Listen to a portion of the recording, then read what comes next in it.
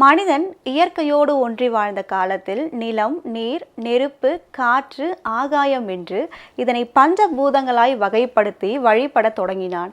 இவை அனைத்தும் மனிதனின் வாழ்வாதாரத்தில் சம்பந்தப்பட்டவையாகும். தொடர்ந்து அதனை உருவகப்படுத்தி சாமியாய் வழிபட ஆரம்பித்தான். இப்படி வழிபடுவதன் மூலம் நம் பயம் விலகி நம்பிக்கை பெற்று மேற்கொண்டு முன்னேற உந்து சக்தியாய் இருப்பதால் தலைமுறையாக சாமிகளின் வழிபாட்டு முறைகளை தொடர்ந்து பின்பற்றி வருகிறோம். அப்படிப்பட்ட சாமிகளையும் வழிபாட்டு முறைகளையும் காட்சிப்படுத்தும் நிகழ்ச்சி தான் இது. மக்கள் வணக்கம், இது மண்ணின் சாமிகள். இன்றைய மண்ணின் சாமிகள் நிகழ்ச்சிக்காக சென்னை KK நகரில் அமைந்துள்ள அருள்மிகு ஸ்ரீ வள்ளி தெய்வானை உடனுரை ஸ்ரீ சிவஞான சுப்பிரமணிய சுவாமி திருக்கோயிலுக்கு தான் வந்திருக்கோம். வாங்க முருகனை தரிசிச்சுட்டு அவரோட அருமைகள் பத்தி பேசலாம்.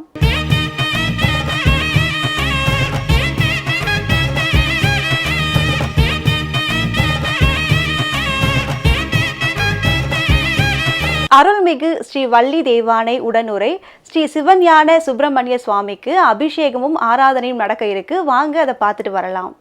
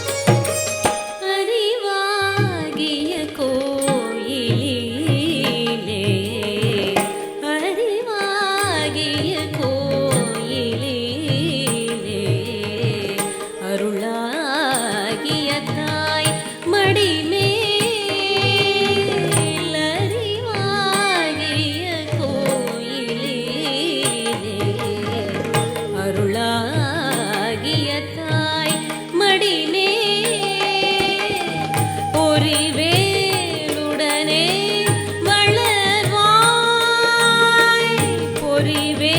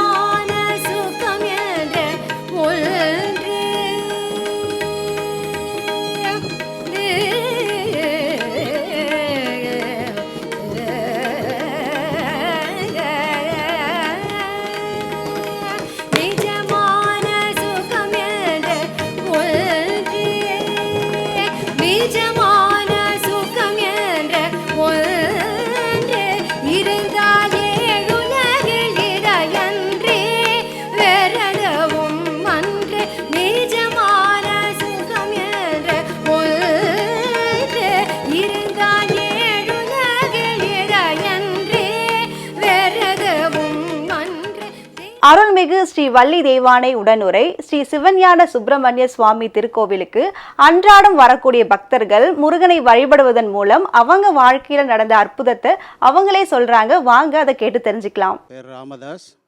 இந்த கோயிலை தலைமையேற்று இந்த கட்டியிருக்கேன். தெருமக்களோட ஆதரவும் பொதுமக்களோட ஆதரவுனாலையும் இந்த கோயிலை கட்டி முடிக்கப்பட்டிருக்கு. சிம்பிளாக பண்ணணும்னு சொல்லி கிராண்டாகவே எல்லாமே கிராண்டாக பண்ணிக்கினார் முருகர். என்னை பண்ண வச்சுட்டார். அது வரைக்கும் இந்த கோயில் அவ்வளோ சக்தி வாய்ந்த கோயிலாக இருக்குது. இந்த கோயிலோட இடம் சிவஞான சுவாமிகள்னு இங்கே சாமியார் ஒருத்தர் இருந்தார். அவர் தான் தெருமக்களுடைய ஒத்துழைப்பில் இந்த கோயில் சின்னதாக கட்டி வழிபாடு பண்ணிகிட்டு இருந்தார். அதுக்கப்புறம் அவர் சித்தியானதுக்கப்புறம் நாங்கள் தெருமக்கள் எல்லோரும் சேர்ந்து இந்த கோயிலை கட்ட ஆரம்பித்தோம். இடையில் நிறைய தடைகள், எல்லா தடைகளையும் உடைச்சி இன்றைக்கி முருகர் இங்கே அருள் பாலிக்கிறாருன்னா அது பிள்ளையாரோட அனுகிரகமோ ஐயப்பனோட அனுகிரகமோ துர்காதேவியின் அனுகிரகத்தாலேயும் எல்லா வசதிகளையும் செஞ்சு கொடுத்துருக்காரு. இந்த இடத்துக்கு தகுந்த மாதிரி இந்த இடத்துல எப்படி செய்ய முடியுமோ அந்த அளவுக்கு செஞ்சுக்கிட்டார் முருகர். என் பேர் பாண்டுரங்கன். நான் இந்த தெருவில் 24 வருஷமாக இருக்கேன். அதுலேருந்து சிறிய கோவிலாக தான் இருந்தது. ஒரு 4 கால் தூணும், அதுக்கு மேலே ஒரு தளம் போட்டு ஒரு டைல்ஸும் போட்டு இருந்தது. அது வரல நாங்கள் எங்கள் கனவு எல்லாம் கோவிலை கட்டணும்னு கனவு கண்டோம்.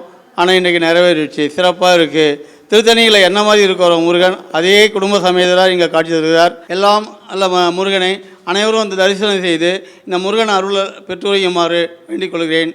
என் பெயர் மணிகண்டன். இந்த கோவிலில் நிர்வாகியாக இருக்கேன். அது மட்டும் இல்லாமல் சின்ன வயசுலேருந்து இந்த சிவஞான சாமிகள் அவர் இருந்து பூஜை பண்ணும்போது அவர் கூட இருந்து குழந்தை ஒரு 3 வயசு 4 வயசு அந்த டைம்லேருந்தே அவர் கூடலாம் இருப்போம். எதுனா பூஜை பண்ணுவார். வாங்க பசங்களை எல்லாரையும் கூப்பிடுவார்.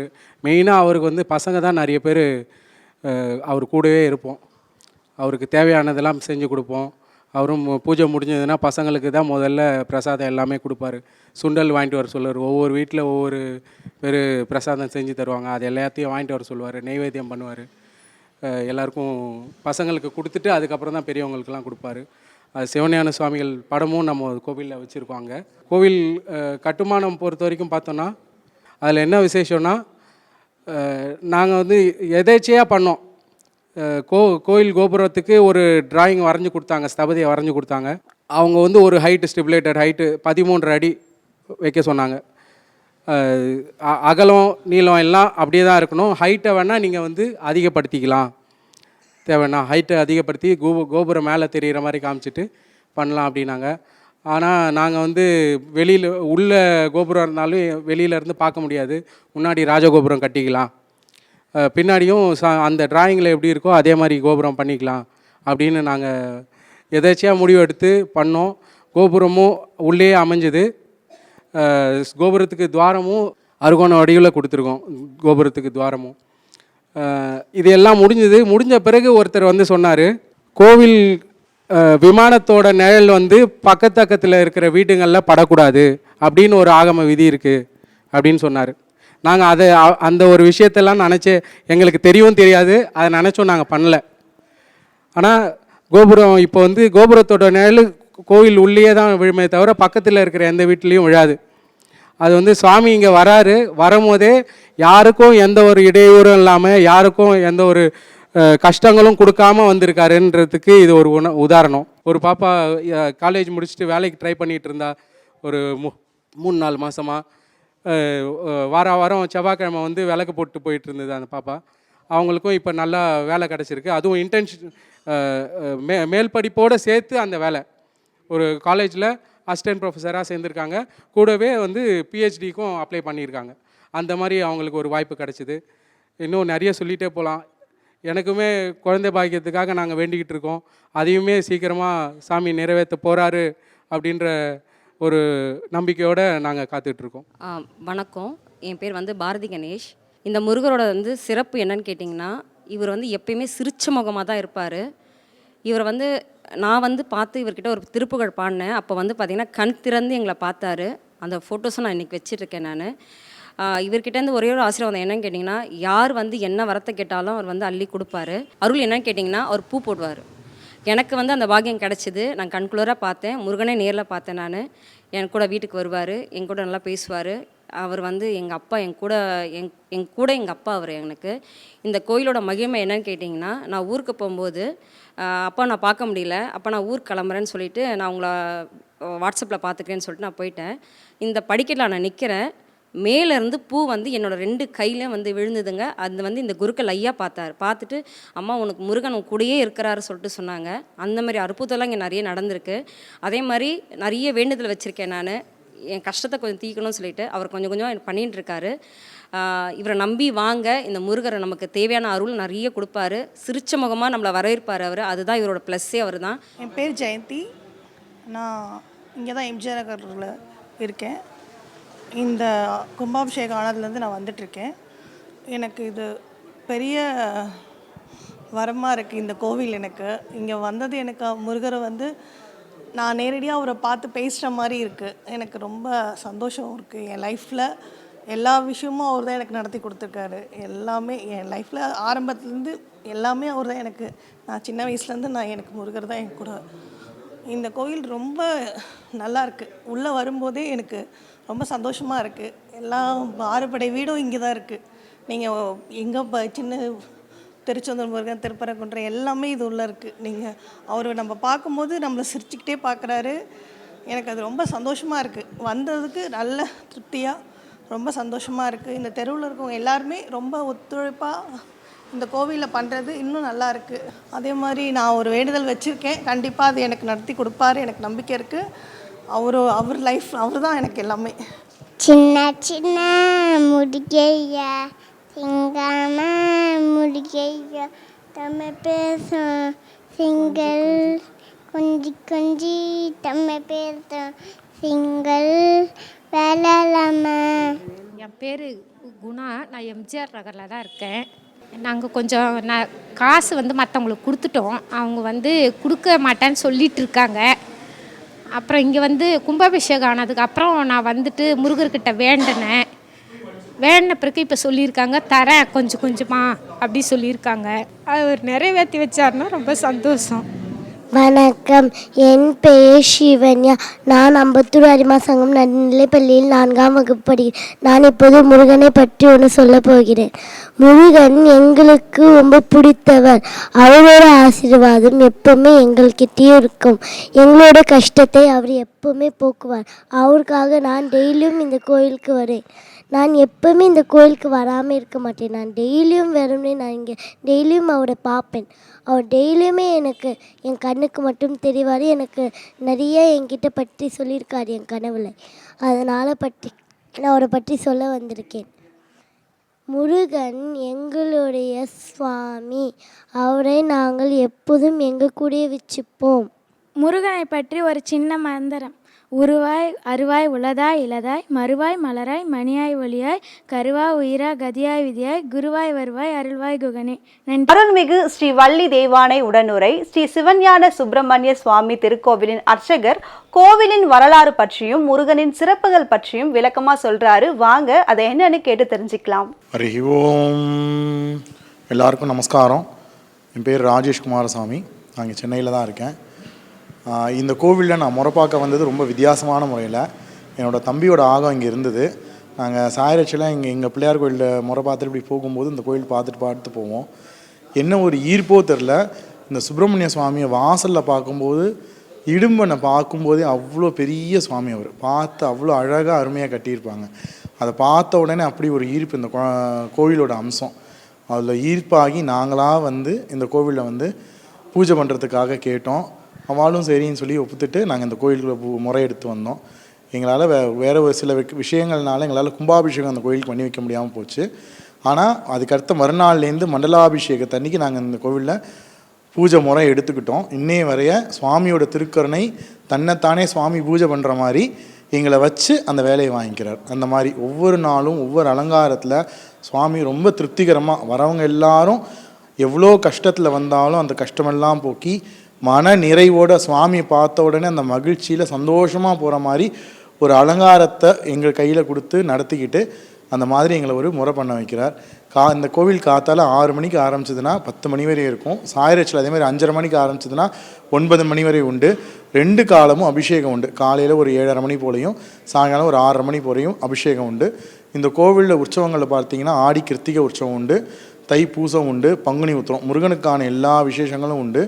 ஒவ்வொரு மாத கிருத்திகை அன்னைக்கும் இந்த கோயிலில் வெள்ளி வேலுக்கு பூஜை நடக்கும். அவங்கவுங்க தனிப்பட்ட முறையில் வந்து உட்காந்து சங்கல்பம் பண்ணி அந்த வெள்ளி வேலுக்கு பன்னீர் அபிஷேகம் பண்ணி அர்ச்சனை பண்ணி அவங்களே தீபாராதனை பண்ணி சுவாமிகிட்ட வேண்டி அந்த பிரசாதம் வாங்கிட்டு போயிடுவாங்க. அது இந்த கோயிலில் ஒரு ரொம்ப மிகப்பெரிய ஸ்பெஷல். அதோடு மட்டும் இந்த மூலஸ்தான மூர்த்தியை பற்றி நான் நிறையா சொல்லணும். இந்த சுவாமி பார்த்தீங்கன்னு வச்சுக்கோங்களேன், அவ்வளோ திருத்தமான சுவாமி. ஒவ்வொரு சின்ன சின்ன அந்த முப்புரி நூல் போட்டிருப்பா யஜ்ஞோபவீதம், அதில் பார்த்தீங்கன்னா அந்த பிரிஞ்சு ஒவ்வொரு நூல் கூட பிரிஞ்சு அப்படி திரிஞ்சு நிற்கும். அப்படி ஒரு அருமையாக நேத்திரமாக ரொம்ப அழகாக பண்ணியிருக்கேன் அந்த சுவாமி எல்லாம் கலப்பு கலைச்சி வெறும்னா எண்ணெய் காப்பு சாத்தி ஒரே ஒரு நெத்திக்கிட்டு இப்படி பார்த்தீங்கன்னா சுவாமி சிரிப்பார் அப்படியே. அதே மாதிரி சந்தன காப்பு சாத்தினாலும் சரி, விபூதி காப்பு சாத்தினாலும் சுவாமியோட சிரிச்ச முகம் வந்து அவ்வளோ அருமையான முகம். அப்படியே கச்சிதமாக இருக்கும். எங்களுக்கு வஸ்திரம் சாத்துறதுலேருந்து மாலை சாத்துறதுலேருந்து சுவாமிக்கு வந்து பார்த்து செய்ய தோணும். என்னடா அது இவ்வளோ அழகான சுவாமி, விட்டுறக்கூடாதுன்னு அப்படியே பிடிச்சி செய்யணும் அப்படிங்கிற மாதிரி தோணும். அதோடு மட்டும் கிடையாது, மூலஸ்தான சுவாமி மட்டும் கிடையாது. பிள்ளையார் பார்த்தீங்கன்னா நல்ல தொப்பை வயிறா பானை வயிறில் அருமையான ஒரு கணபதி, துண்டி கணபதி. கையில் சுவாமியோட தும்பிச்சங்கையில் அமிர்த கலசம் இருக்கும். இந்த கோயிலில் அது ஒரு ஸ்பெஷல். காசியில் இருக்கக்கூடிய அந்த கணபதி மாதிரி இந்த கோயிலில் துண்டி கணபதி அமைஞ்சிருக்கார். அடுத்தது வந்து ஐயப்ப சுவாமி இருக்கார். அடுத்து துர்கை இருக்கா. இந்த கோயிலில் சிவதுர்கை. மற்ற கோயிலெலாம் விஷ்ணு துர்கை சங்கு சக்கரத்தோடு இருக்கும்.